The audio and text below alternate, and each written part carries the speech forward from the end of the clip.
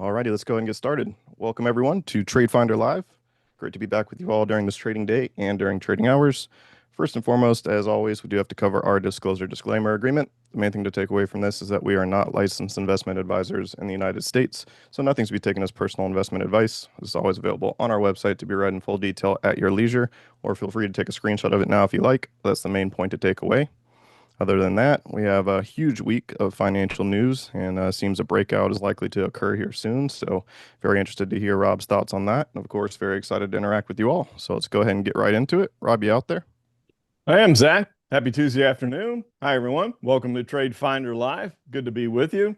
Go ahead and grab the screen here, turn on the camera, etc. You're right, Zach. There is a ton of potential market-moving news. Before we get to that, though, let's just look at the chart right away. And you can see it's almost uncanny how well we're moving up in this ascending pennant pattern that we've been talking about for the last couple of weeks.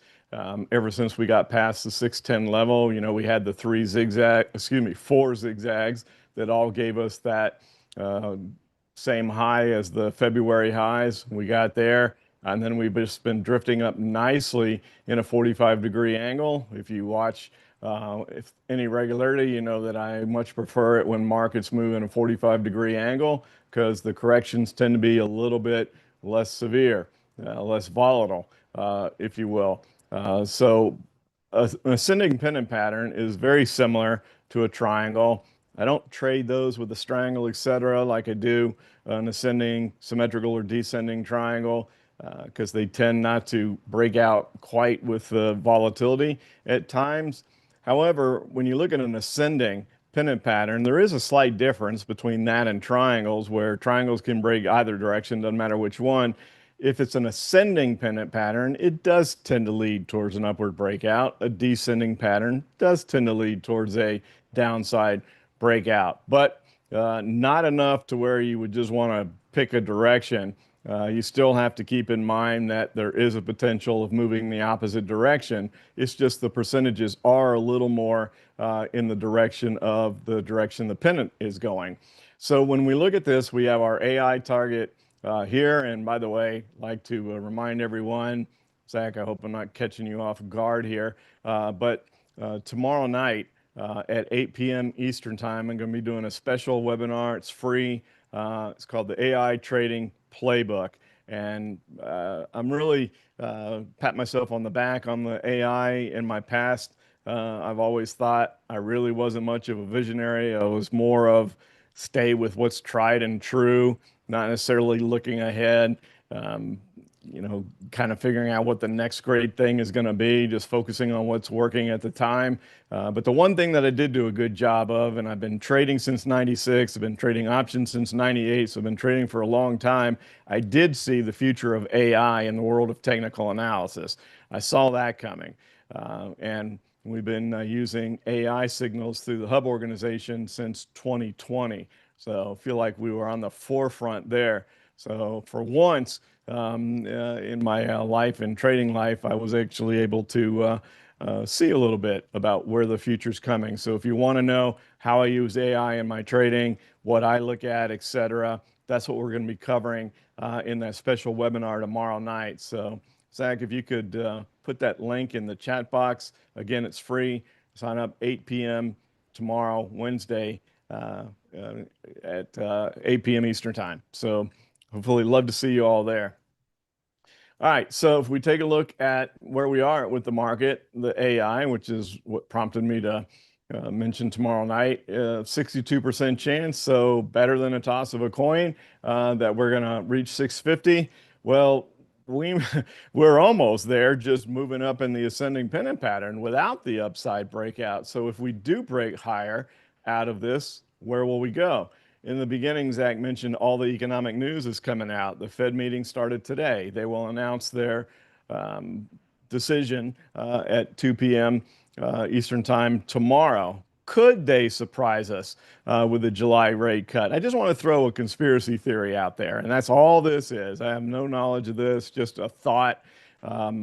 Why did President Trump go to the Fed location in Washington where they're remodeling their Federal Reserve offices. There's been a lot of skepticism and criticism, if you will, over the amount that they spent on the remodeling. I just have to wonder if President Trump, prides himself on being a negotiator. All of a sudden, we haven't heard so much about the criticism of that. Could he have tried to work a deal with Chairman Powell and say, hey, we'll back off all the criticism on the overspend on this remodeling if you cut rates in July? It is a conspiracy theory, but it's interesting, if nothing else.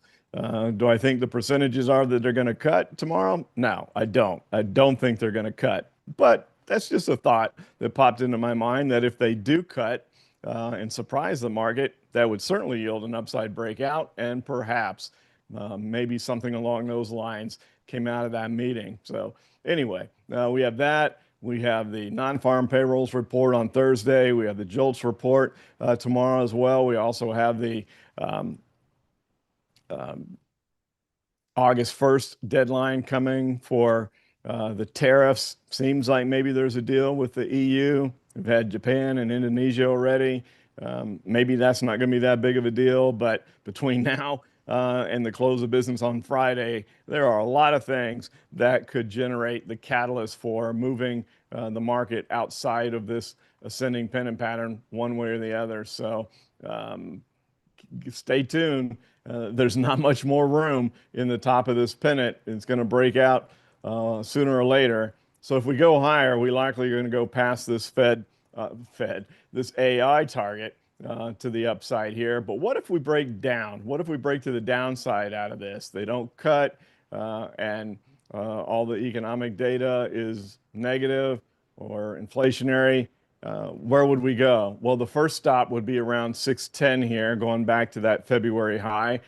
We broke out of it. We didn't really test it after we broke above those February highs. So that would be the first look. So it has a couple of things going for it. One, it is the February high, which was not tested. And you can see the 50-day moving average is right there. So a downside breakout would probably find a little bit of support at that level. If things are getting a little dicier, you could move this line down. The next area would be 600. You could come down to this level here, about 585. You could make an argument for drawing the line anywhere through that area. So it would be, I don't think it would be a straight downward move, although a lot of times downward moves are pretty vertical. But those are the areas that I would be watching for if we do break to the downside out of this triangle. The upside breakout's a little harder to figure out. Again, 650 not very far away with what the AI was saying with the Hub organization. By the way, if you're new watching and you haven't gone to hub.com to get a copy of this software, go get it. HUBB.com. Software's free. LA Wave is free. There's an opportunity to subscribe to the AI signals if you want. I'll be talking about how I use them in that event tomorrow night. But the software itself is free. So when we talk about Elliott Wave, you've heard me say this a lot, that in the general world, you get out on the internet, read about Elliott Wave, very general basic rules. I've done a lot of deep dive into the world of Elliott Wave. Most people say stay away from the wave 3 because you don't know where the wave 4 is going to start, but yet everybody agrees that wave 3 is the strongest of all waves. And I've argued that if there is a zigzag pattern within the wave 3, it gives you a target, the fib target on the C wave extension of a zigzag of where the market could find resistance and a price that it's likely to go to. But when you have a wave 3 like this, which really, since we hit those zigzags up to the previous wave 5 high, we really don't have a zigzag since then. So where could we go? Where would be the next level? If you're looking at this, you might try to make an argument of, okay, right where we broke that 610 level, we had a bit of an upward move, a little bit of a correction here, almost 50%. And you could look at that. And we're almost to the 161.8% extension. It's a small zigzag. And then the next target would be 261.8. And as I've talked about in the past, I don't see many zigzags that extend to the 261.8% level. Normally, if you have a 50% B wave correction, you're going to extend 100%. If you get an extended C wave, you go to the 161.8. But going to 261.8 doesn't happen all that often. It does happen, but not all that often. Could this be one of those cases? That would be a bit above where that 650 level is, and perhaps that is the target that we could be looking for on the if there's an upside breakout. So just a few things there on the S&P I wanted to show you. I'm going to talk rather quickly. Wasn't able to do a U.S. market update over the weekend due to travel constraints. I did do a brief rundown, a video that'll be posted that you can see, probably posted later tonight, somewhere along those lines. But let's go a little bit further into where we might be looking moving forward. And I want to jump straight to the bond market, and we'll come back and look at everything else. The bond market has been the one that just seems unsure. And when the bond market is unsure, that should make an equities trader, and of course, the derivatives on equities, which are options and other things, futures, et cetera, a little nervous as well. And you can see that we had this small triangle, and then we broke out. And so what we could do, and I'm just leaving these zigzags on here, one, because it was such an absolutely classic zigzag to the downside on TLT. And then when the C wave ends, you retrace to the previous B, you retrace the C wave, so to speak. And as soon as we got there, right at that B wave, we broke down and we broke out of this small triangle. It did break to the area of where it would have been forecast to move up or down from this small symmetrical triangle. So that was a big enough breakout to meet those rules. And then since then, you could say that, well, basically we've formed a larger triangle. And that's a little nerve-wracking. And it's nerve-wracking for people in the bond market to see that perhaps there's a significant move coming in bonds, which will affect the equities market. So if bond prices go up and yield rates go down, that could be another catalyst to break the S&P to the upside out of that ascending pennant pattern. But if we get an upside breakout in prices, or excuse me, a downside breakout in prices, and therefore an upward move in yields, that could be a negative and be a catalyst to break that ascending pennant pattern to the downside. So I'm watching the bond market very, very closely to see what it has in store for us as we move towards the end of the week and get through all these economic reports, the Fed meeting, et cetera. But that's really very interesting to me right now is this larger triangle on the TLT. If we move to TNX, we don't quite have that consolidation like we do on TLT, but we have some. We take this trend line off here, and then you can see that there's a little bit of a triangle forming here on the TNX as well. So bonds are about to do something. And as I said, it will affect the equities market, whichever way we move in bonds. But this indecision, if you will, here in the bond market is keeping some seasoned traders, not everybody, not the retail traders, they're gung-ho, but it's keeping seasoned traders a little bit on edge of their seats to see what the bond market is going to tell us moving forward.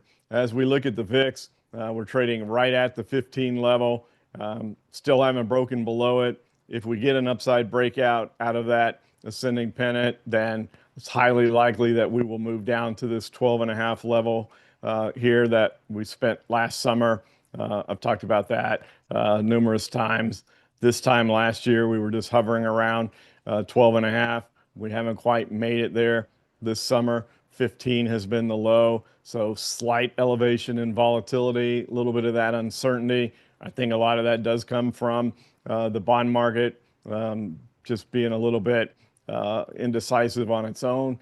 And if we get a downside breakout of that ascending pennant, we easily come back up here to that 22.5 level, I think, on the VIX, which would be an upside breakout of this descending pennant pattern that's formed in the VIX. And remember that the VIX works like any other security from a chart standpoint, technical standpoint.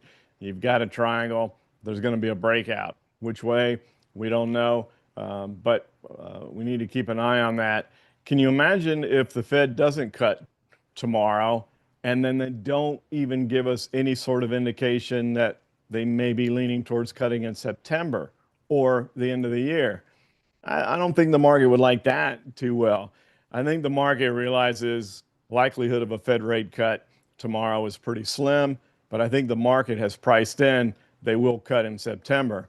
If they come out and say, yeah, we're probably not even going to cut in September, that could be a negative. That will be interesting to see how that plays out. And then the dollar is just working just fine here, hanging in this area. We tapped the 50-day moving average, as you can see, on the high, but we're staying down in this area, which I call the Goldilocks scenario. So the dollar's lower, but it's not falling out of bed. And that's what we want, so that international companies with international exposure can benefit from the exchange rate change. I heard some commentary on the financial markets today that they felt like the government was trying to keep the dollar down. Maybe so, but the currency market is pretty liquid too. Not quite as liquid as the bond market, but it's up there. And I don't know if they have that much influence on where things could go. But as long as we stay in this lower area, we don't fall out of bed. I don't want to see the dollar come down to 92.5, as you know. As long as we stay through here, I think that's constructive for the market to continue to go higher. And we'll see if any of that economic news that comes out the rest of the week is going to be enough to move the dollar as well. So let's take a look at the DIA. When we look at the Dow, and we're back up towards those February highs. We went up and hit them. Talked about how back here I was wondering if the Dow might play catch up because it was lagging behind. It wasn't anywhere near its February highs like all the other markets were, save maybe the IWM. And it did. That's a pretty vertical move for the Dow. It doesn't tend to move like that, which is why I don't have a whole lot of interest in trading on the Dow. So now the DIA is back up testing those February highs, has yet to really break to new highs. Technically, we did back here, but just barely. I almost don't even count that as a new high on the 22nd of July. But not a significant break of the February highs as the S&P and the Qs have done. Speaking of the Qs, let's take a look there. One last comment on the Dow. If we do break above those February highs, you can see where the tap box is. Time and price projection up above 460 would be the likely move on the Dow. And that would coincide with the upside breakout of the S&P from that ascending pennant pattern. The Qs, still the place to be. People still, and a lot of retail traders putting money in here. If you take a look at this move to the upside, again, the nice 45-degree angle move, you can see why I like it. It's just a steady climb, and we're staying above the 10-day moving average. Once again, where do we go? No real zigzag there. Hard to figure out where that may end. And then I've drawn trend lines here because it's a tight upward trend. You can see it's not very wide between the highs and the lows, the higher highs and higher lows as we move higher. Hard to know where that would go. We take a look at the DMI, and it's pretty supportive. There's strength to that move, and it looks like the DMI would support a move higher. And while I'm talking about the DMI, let's just jump back to the SPY real quick, and I'll show you the DMI there. Pretty much the same thing, except just a little bit of a tick down in the positive directional indicator, but the ADX is still moving up. There's still strength to it. That could turn in reverse, but this climb up of the ascending pennant, it's kind of amazing that the positive directional indicator has stayed above the ADX. But we've had just enough of an upward bend to that to keep it there. And then if we go look at the IWM, as I've mentioned in the past, I really felt like if we got to 220, we go to 230. We tried back here earlier in July and fell back, tested the wave 3 high, started to look like we were there again. And I'll give you that date of when we look like, okay, now this is it. Now we're going to 230. Nope. And so that was turned back. And now we'll see if we can move higher here to that wave 5 tap box there and the 230 level. You can see the 230 level is located within the tap box. So maybe we are able to hit that 230 level on the IWM and continue to move higher. We'll see. But that's pretty interesting with the fact that the 230 level that I've been talking about, which is resistance, going back to the February highs on the IWM. So now the IWM is the laggard. Isn't that interesting that we've had the Qs moving higher, which a lot of times people view as a risk-on trade, especially with the valuations we have. We have some pretty extreme valuations on tech stocks right now, and it's still moving higher, but the IWM hasn't gotten to its February highs yet. It's the last one, and the fact that it hasn't shows that there's not a huge tolerance for risk in the market right now, but enough to keep those big tech stocks moving. We'll see how we move through all this earnings season, because that's the other thing that's going on is lots of earnings this week. It's the heaviest week of earnings for the S&P. So again, lots of financial news, as Zach mentioned, going on this week. So this weekend's U.S. market update should be quite interesting to see where we are on Friday from where we are today.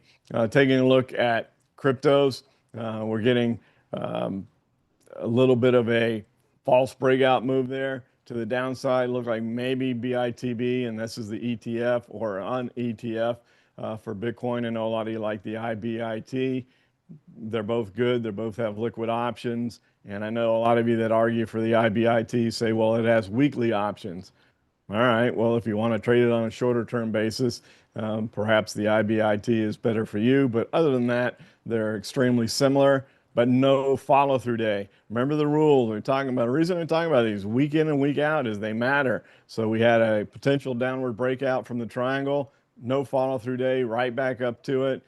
You can't really, I guess you could extend this triangle pattern where you could say, okay, maybe we're just forming a larger triangle, and you'd have to make an argument of drawing the triangle there on the lower trend line and then the upper trend line like this.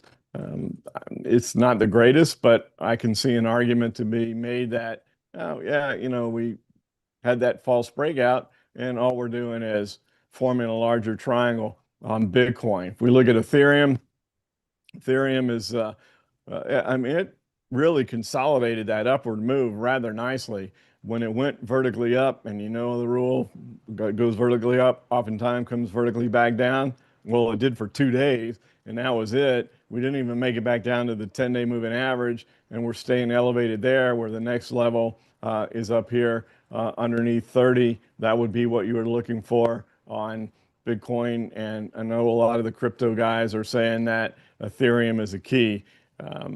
I am not a crypto expert. Zach knows a lot more about cryptos than I do. But from what I'm hearing, a lot of people are saying if Ethereum can make a new high, then the altcoins are going to take off, et cetera, et cetera.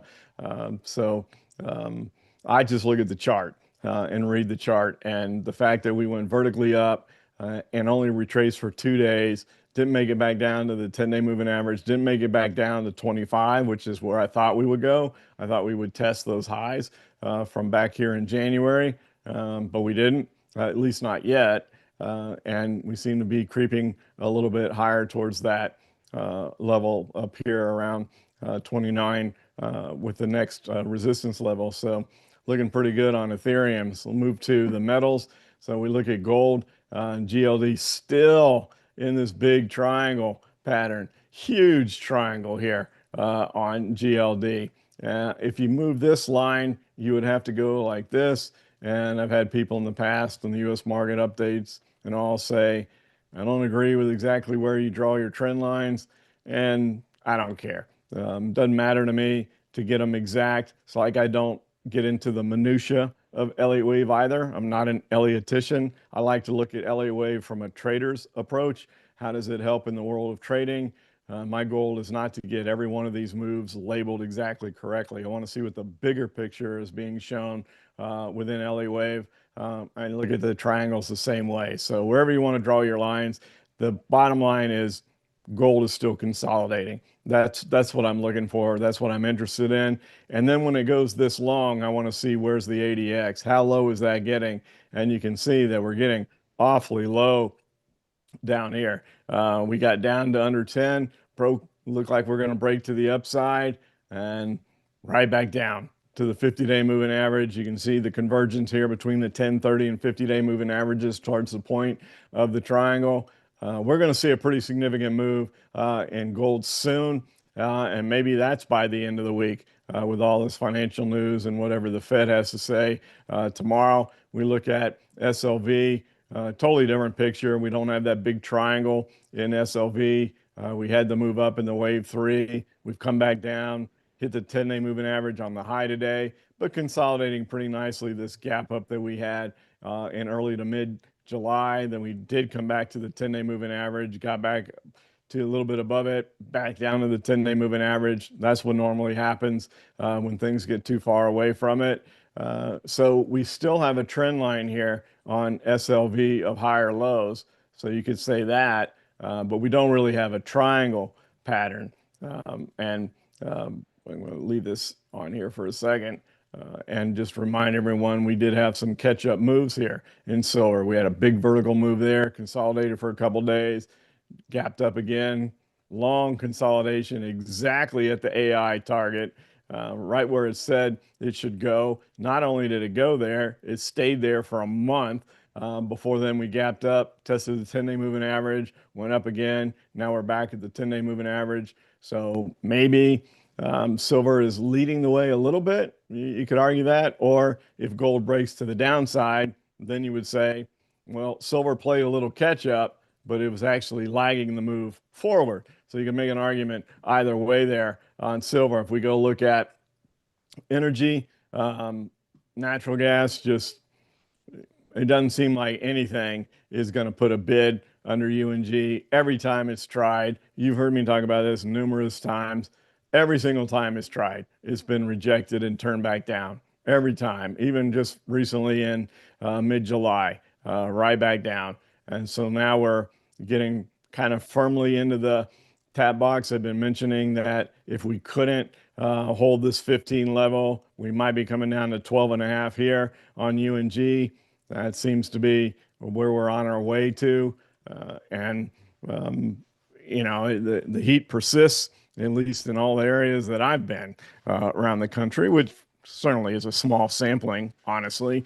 But it just makes me wonder because everything in life seems to move in extremes. So if we have a really hot summer, does that mean we're going to have a really cold winter? And you would think that would put a bid under natural gas. And I talked about this last year too, and I haven't done it this year either. Looked at the Farmer's Almanac. I know a lot of farmers actually look at that for predictions on the weather. So I don't know what it's predicting, which again is just a guide. It's nothing concrete. And weather is going to do what weather is going to do, regardless of what the Farmer's Almanac says. It's just kind of an interesting talking point, really. But you would think as we're moving towards August that natural gas would be looking towards wintertime and some sort of a bid underneath it. So maybe the Farmer's Almanac is not forecasting a colder than expected winter. And then we go look at oil, USO, been hovering around that 75 level. We're trying to tick up a little bit. I still drive, carbon-based engines, combustion engines. I like the old V8s, still an old motorhead, and I don't want to see oil prices get too high. And as I mentioned, in ad nauseum, I don't think OPEC does either. They don't want oil to get so high that it pushes people into electric vehicles, because then you could have a complete drop off in demand, and then you get a bigger move down in oil. They don't want that. They want it to stay elevated, but they don't want it to get too high. We consolidated nicely throughout most of the month of July. Right here at the end of the month, we're starting to tick a little bit higher. But until we get up here towards this 85 level, I don't really pay too much attention with what's going on with oil. But it does appear like it's trying to break out of that sideways consolidation.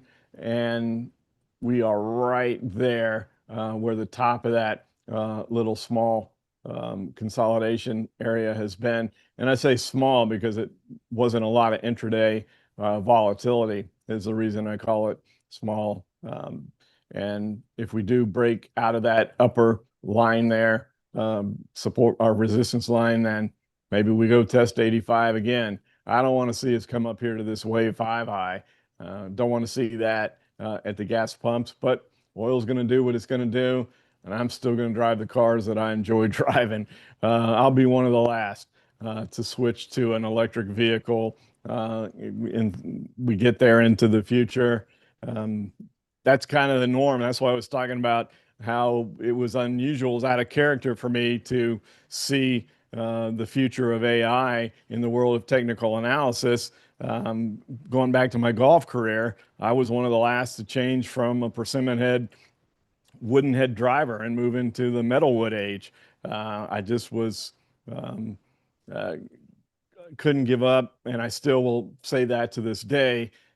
If you're a golfer at all, you swing an old persimmon head driver and you hit it in the sweet spot, it's such a much nicer feel when you're striking the golf ball than even hitting one in the sweet spot. And whether you're hitting metalheads or graphite or composites or whatever you're playing these days, it's still nice to hit one in the sweet spot, but doesn't compare to the old persimmon wood heads.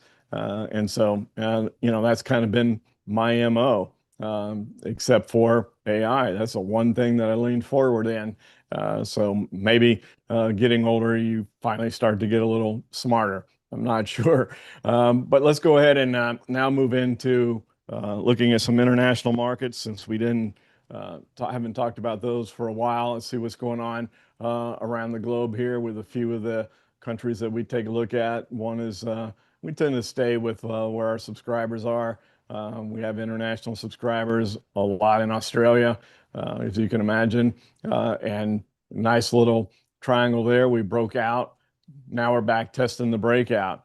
Now, that is one of the three ways we can break out of a triangle. You can break out, test the breakout, and then go. You can just break out and take off, whether you go vertically or in a 45-degree angle, or you can get a false breakout and the big move is actually the other direction. We don't know which of those two it is yet because we're testing the point of the breakout. We still could fall and have this move a few days ago be a false breakout and head back down. And we haven't quite hit that 27 level. If you've been watching, I felt like if we broke above 26, we'd get to 27. We got awfully close back in June, close again in July, but we still haven't quite touched it yet. But I'll be watching more how we act over the next couple of days with that triangle to see if that's something that is a false breakout or just an old-fashioned breakout test and then take off. Looking at Canada, we're slowing down a little bit there, but still, with all the tariff stuff, it just seems like the Canadian market is just shaking it off. And you've heard all of the commentary and the war of words between the U.S. and Canada, et cetera, and the bad feelings and all that from one of our primary trading partners. And yet the EWC has just continued to trend to the upside in that 45-degree angle. And there you go with the corrections being weaker. The market always moves in impulses and corrections. That's the crux of LA Wave. That's why LA Wave works so well as a technical indicator. But if you don't go too vertically, this is what tends to happen. You're still going to get corrective moves, but they're not as volatile. They're not as severe.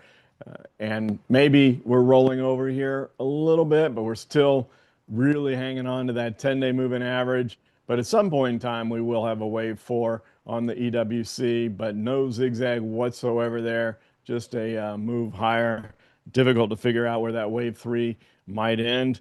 Maybe if some sort of a big deal is announced, then we get a FOMO break to the upside, and then it pauses. That one's been pretty amazing. The EWG, as you know, has been amazing to me as well. Both of those markets have had me shaking my head, but for different reasons.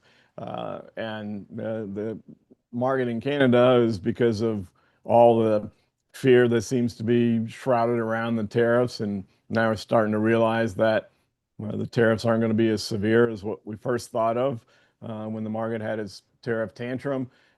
And the EWG moved higher, not supported by the economic data out of Germany, but driven by the fact the ECB cut over 200 basis points. Markets love it when their central bank cuts rates. I think that's what drove the EWG. And it's just as we started to come down, looked like we were going to at least come down to the 50-day moving average. We took one more little look higher, and now we came back down to the 50-day moving average. And we'll see if that can hold and any sort of an extended high. But that wave five has already moved 127%. That's a big, long wave five. And this is one of those rules. Talking about having a mentor, listening to someone that's been around the markets a long time. You've probably heard me say this before, but my mentor used to have a rule on these triple tops, if you will. Third time's the charm.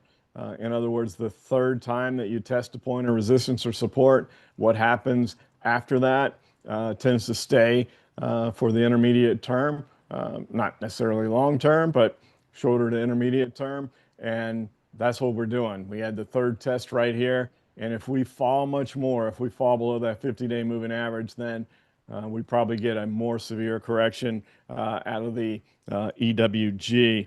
Moving over to India with the Nifty, you can see here on the chart there that we are getting a little bit of a pullback, probably warranted. The wave four, we're right at the 38.2% level. We had a pretty nice run off of its end of February, early March lows, kind of staying in that old-fashioned trend channel of higher highs and higher lows. We broke below it. We've continued down, and we're at a logical point to create that wave four, not just from the 38.2% fib level, but also from a support resistance standpoint. Can the Nifty hold this level here and then try to turn up in a wave five, which is forecast to be a bit higher above that wave three high? This will be a point where you would want it to hold. So if you're a trader that likes to follow the market in India, you want to see it hold right here. Anything less than this, and then you have to wonder, could it hold a 50 or 61.8% correction, or would it be more of a significant or a nefarious move lower from there? And then I'm going to throw in China.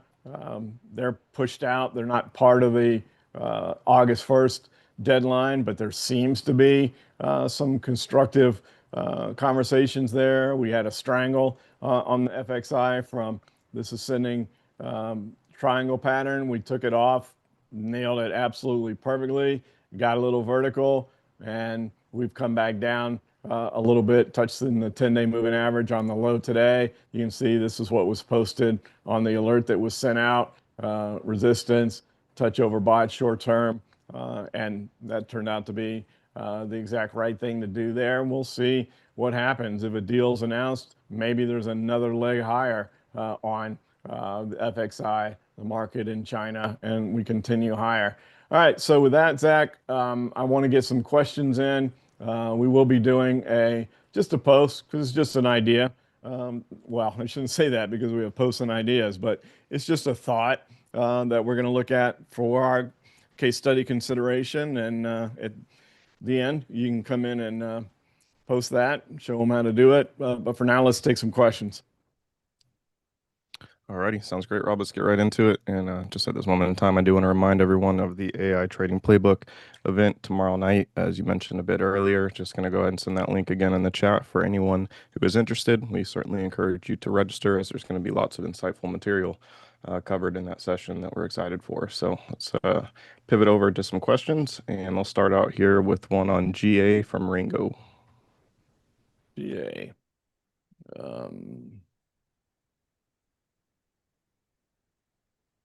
Cambria Global Asset Allocation.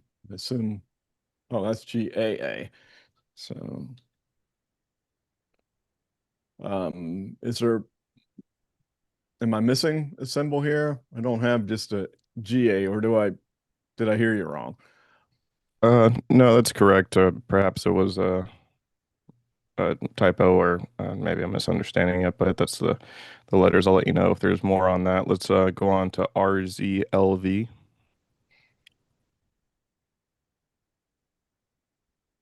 Resolve.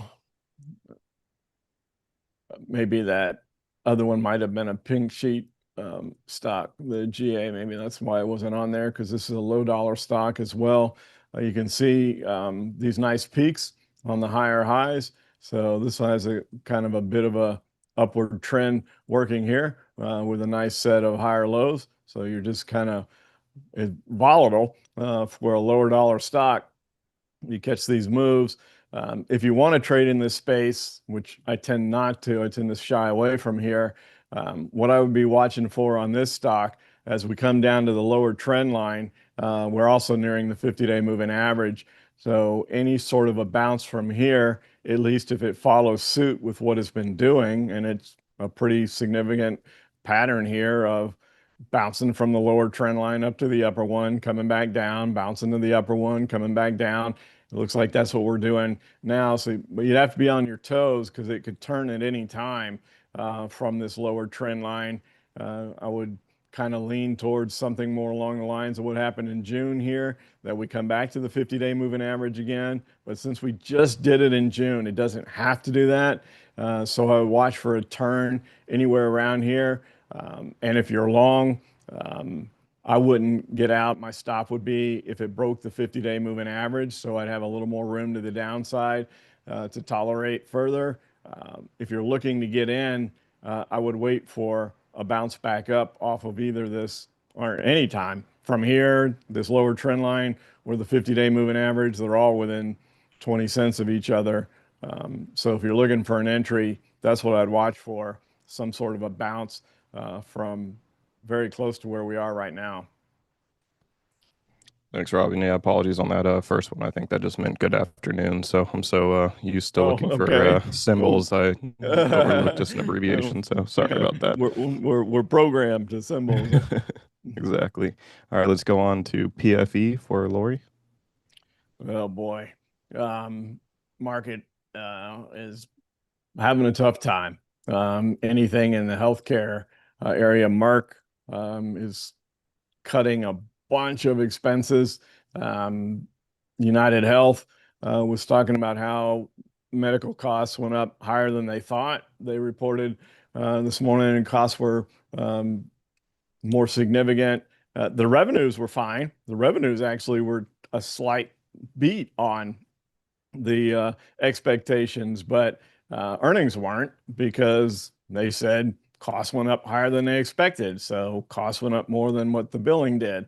So when that happens, it tightens up your profit level. And on top of that, when you're in a market like this where there is good risk tolerance, we see what's going on in the cryptos, we see what's going on with the tech stocks. We know the retail trader has a lot of money in money markets that they can put to work, and they're going to go for those big names and the more risk-on stuff.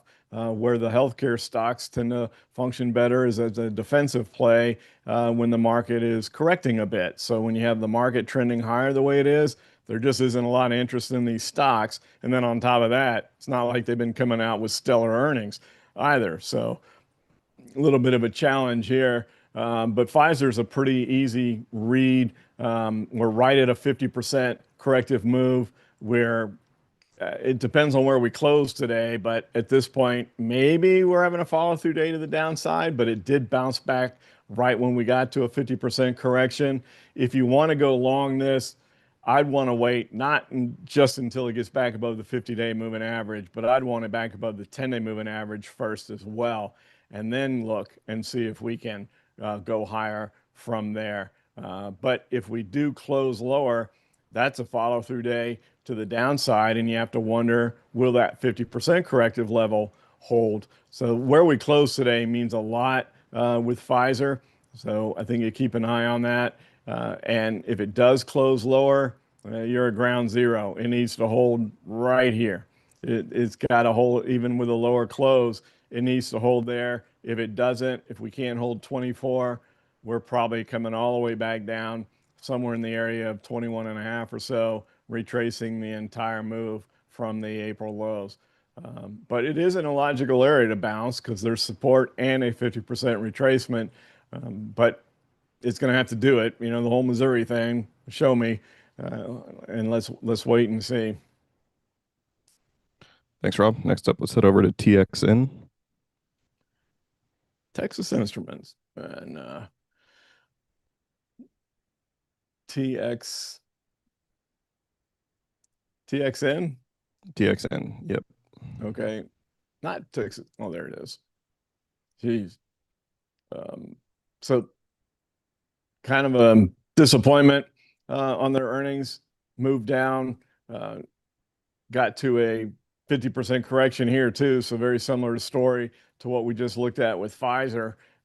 And at least it's held. It also had a point of, and this to me is, you can make an argument that that was resistance there at 190, but it's kind of a congestive area because you come back in here to March, we traded down through it, traded back up to it, and then fell off. Then we got back up here and we traded right to it again, and then broke higher and then back down. So some disappointment on their earnings report. We have a bearish 1030 cross there. So this is another one, just exactly like Pfizer, that you want to watch and see if we can continue back higher. Also on this, with a bearish 1030 cross and being below the 1030 and 50-day moving averages, I would need to see Texas Instrument show me something and get back above that 50-day moving average. So I'd want to see Texas Instruments back above 200 before I would consider anything long, because it's in danger zone. This could just be an oversold bounce because we got too far below the 10-day moving average. And then as we move back up to it, that could be all that's going on, is a reflex oversold bounce. And if we can't hold this pivot level here where the wave 4 was, once again, maybe coming all the way back down here.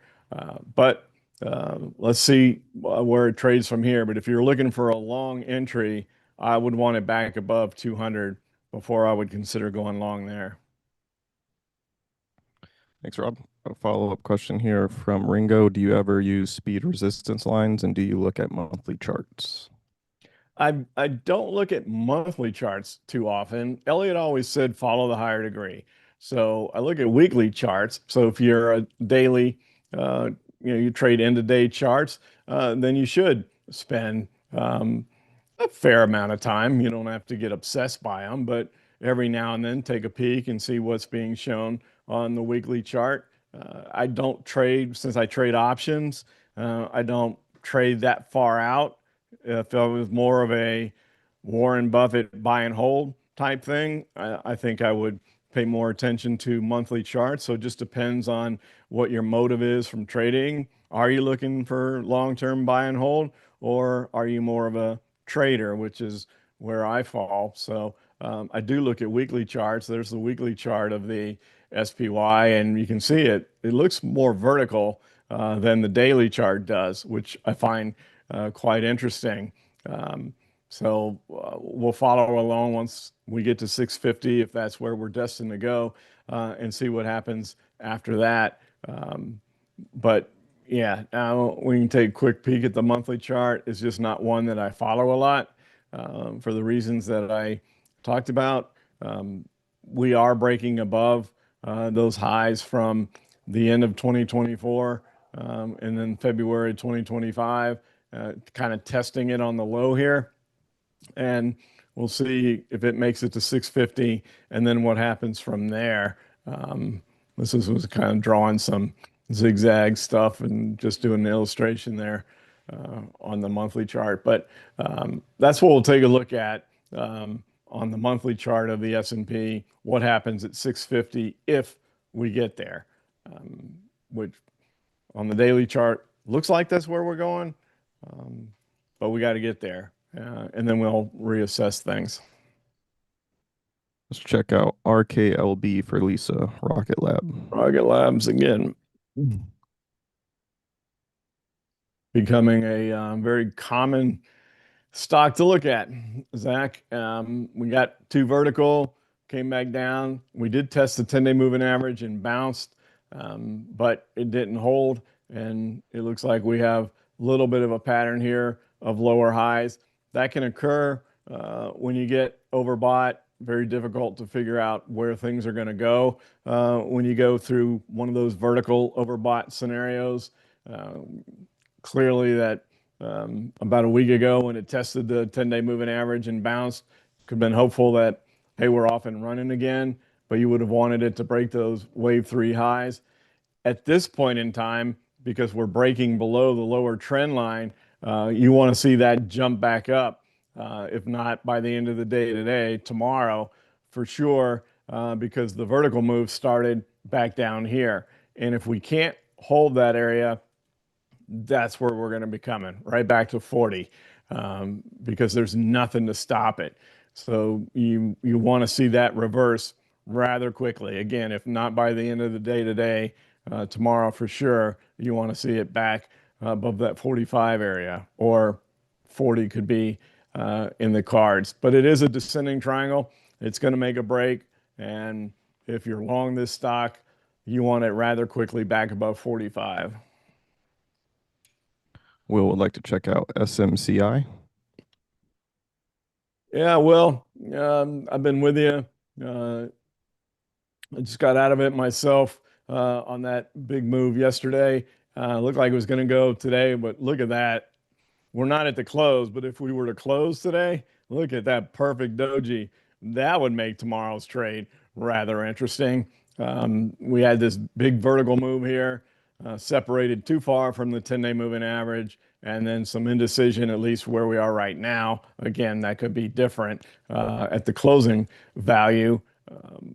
But just wish it wouldn't have gone so vertical. It was nice from a trading standpoint, but not from a longer term hanging around type of standpoint.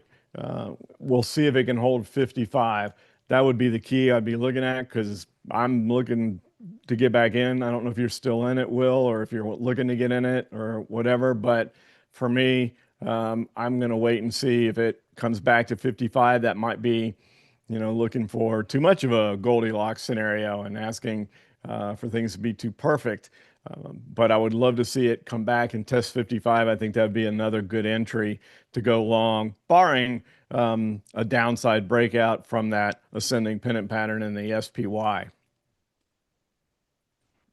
Alrighty, yeah, there's been some chatter in the chat about the altcoins, and I just thought it'd be worth mentioning that in the crypto space, that PayPal allowed U.S. merchants to accept payment in over 100 different cryptos. So it's going to be interesting to see how crypto market continues to react from that. And with some analysts thinking that Ethereum is going to outperform Bitcoin in the next 3 to 6 months. So more to follow on that as we Well, come let me up ask on. you, since you brought it up, Zach, let me ask you this, because again, you know more about cryptos than I do, but from what I hear, um, Ethereum has been a key for those looking to trade the altcoins, and they've been wanting to see a move in Ethereum, and that if Ethereum breaks to new highs, then it sets off a new bull run in the altcoins. Are you in that space? Do you feel the same way? Because again, I just look at the charts of anything, whether it's cryptos or whatever. I don't have too much of a background knowledge, certainly not on the altcoins, but that's kind of what I'm hearing, is that if Ethereum's doing well, you can expect a rally in the altcoins.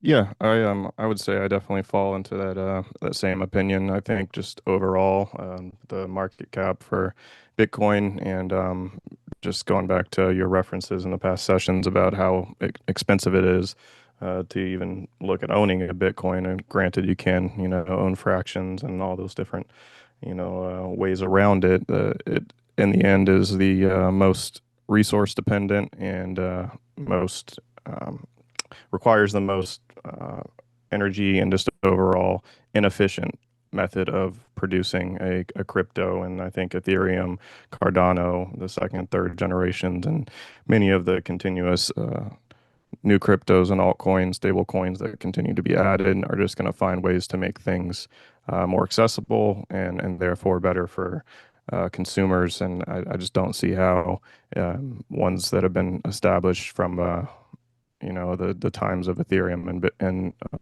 ADA, following again in the second and third generation, won't eventually outperform Bitcoin with its limited supply in the market, especially with the $2 billion purchase that Trump recently made. So, anyways, I can get on a long tangent with that, and I don't want to take up more time from questions from subscribers, but definitely would be interested in doing a crypto session with you sometime, and I'm sure Yeah, I we'll was have gonna. lots to talk about as upcoming weeks release more info.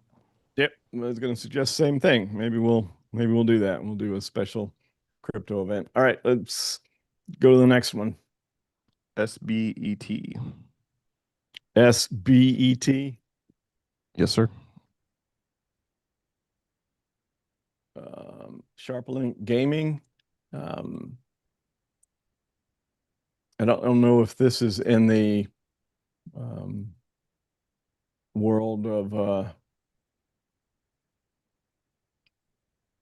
the other gaming stocks, or because gaming has broadened out, the term when they use gaming has broadened out quite a bit. So we do have, if it is a gambling type stock, then we do have, or is it, like video game? Yeah, gaming is a wide ranging term these days. So I'm not too familiar with this company, so I don't know exactly what area they fall in, but they certainly had a blast off from not even really being considered in the market, barely not on the pink sheets. And then you go up to 125.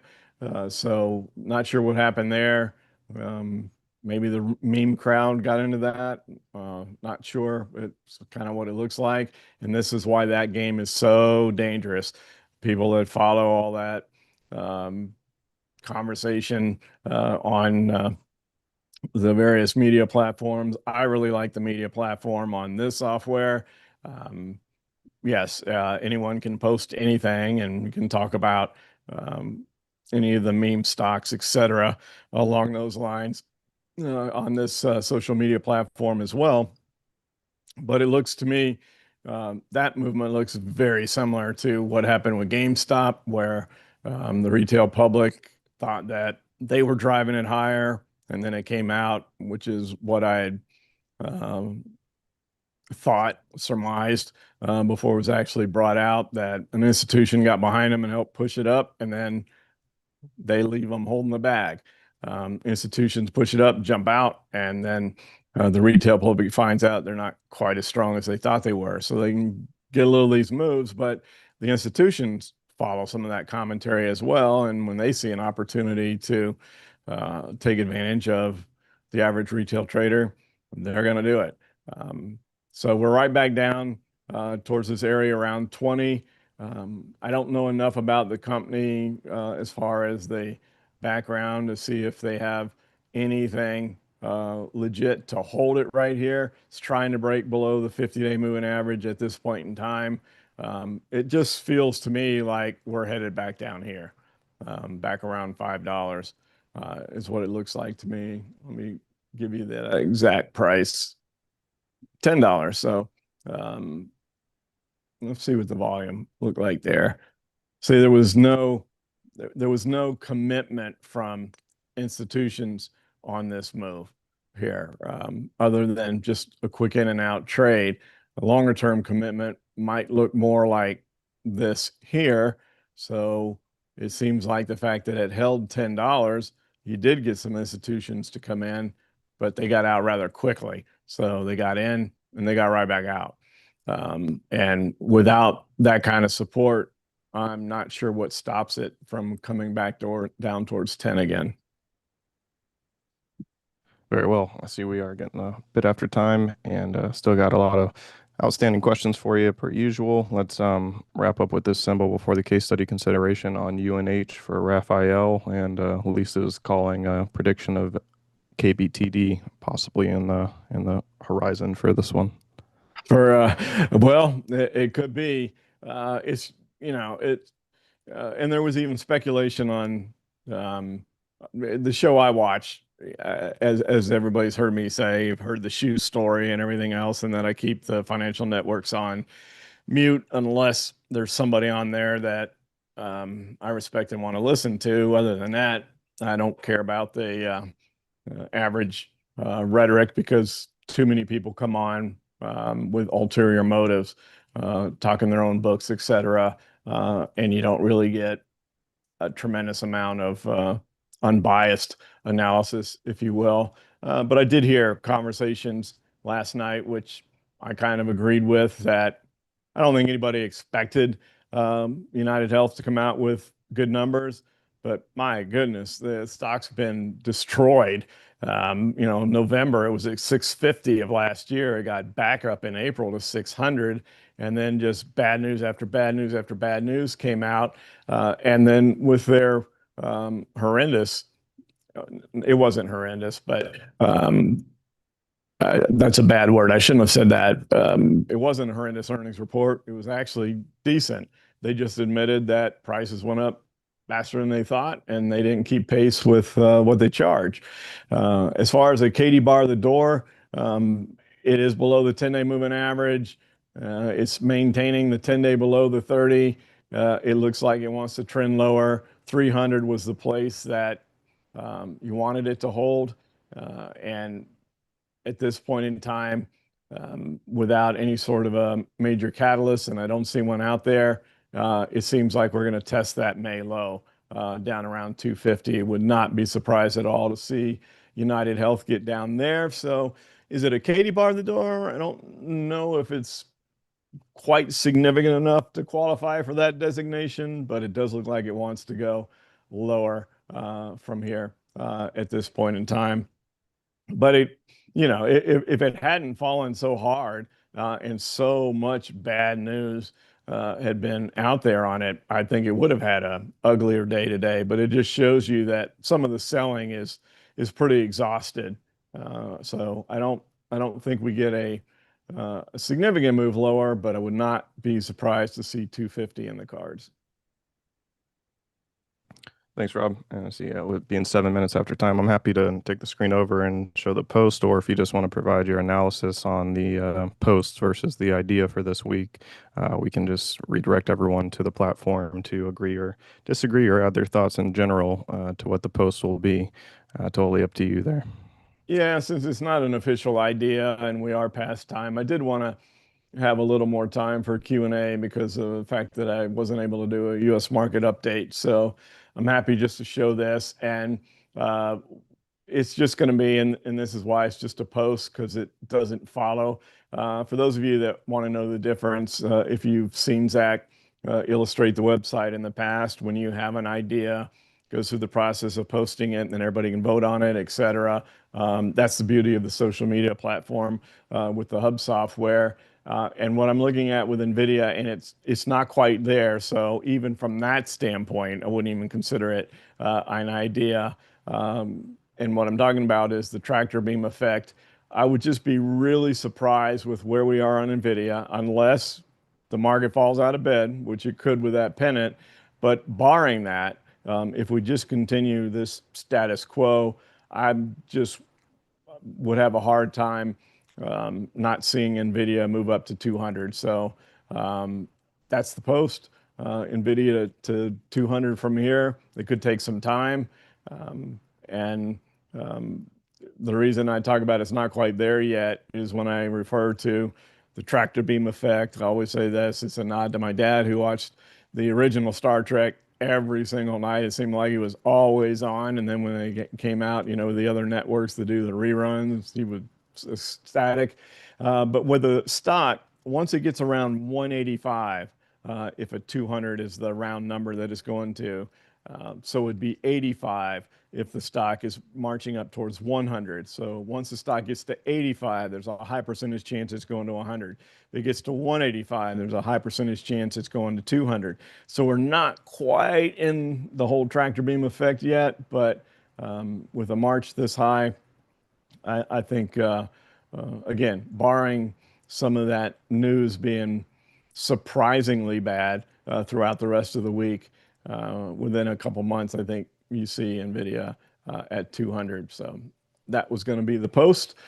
So with that, Zach, thanks for all you did in the background and what you always do, adding a little bit of crypto commentary there as well, which is cryptos are back. People talking about them again when it had kind of gone by the wayside for a while. Thank everybody for spending some of your trading afternoon with us, and appreciate it very much. Value your time, and look forward to talking again soon. Hopefully, I'll be talking to you all tomorrow night at the AI Trading Playbook event. Take care, everybody.